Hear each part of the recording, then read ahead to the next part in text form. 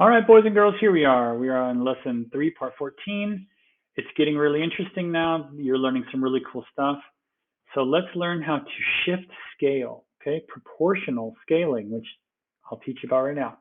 It says, what if you want to scale an object so that it maintains its proportions? Meaning, you really like the way it's shaped. You don't want to change the way it looks. You just want to make it bigger or smaller.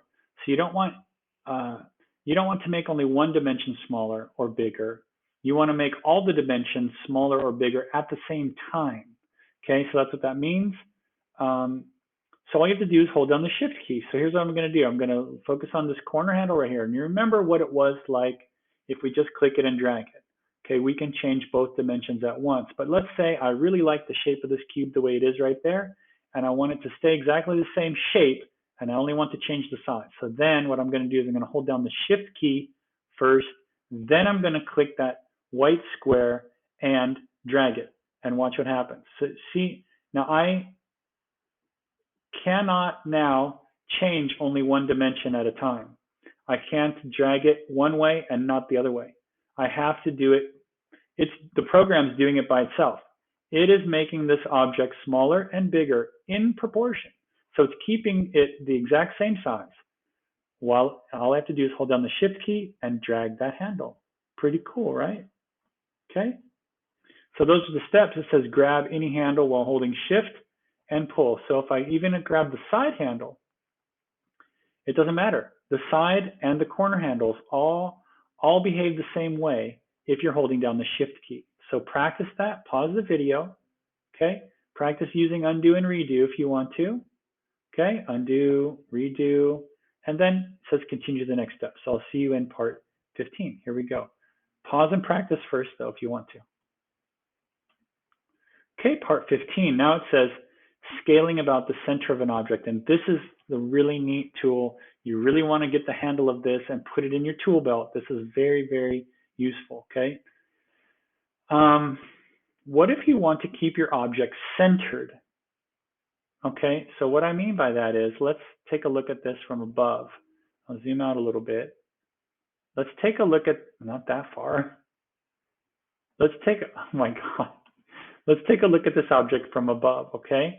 Let's say that I want to change the shape of it, but I don't want to accidentally move it anywhere. I like it right there. I don't want it to move. I just want it to be bigger, okay?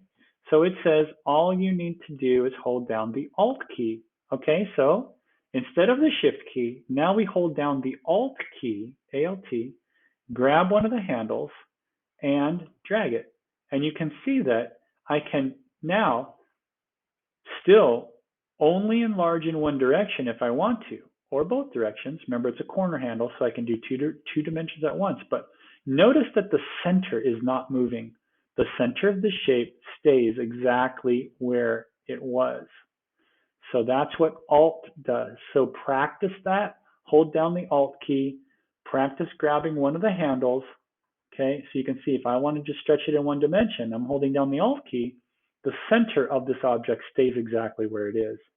Okay, practice makes perfect, and that was pretty easy. I'm going to see you in the next part 16, okay? All right. Okay, one more thing, one last skill in this video. It says proportional scaling about the center. So guess what we're going to do? We're actually going to combine the Shift and the Alt keys together. So if we want our object to stay the same exact shape and not change the shape, and we want it to grow or shrink in proportion, and we want the center to stay where it is, then hold down both keys, Shift and Alt at the same time, Shift and Alt, then grab one of the handles, and you'll see what happens. It stays in proportion, and the center stays fixed where it is. Okay, any handle will do.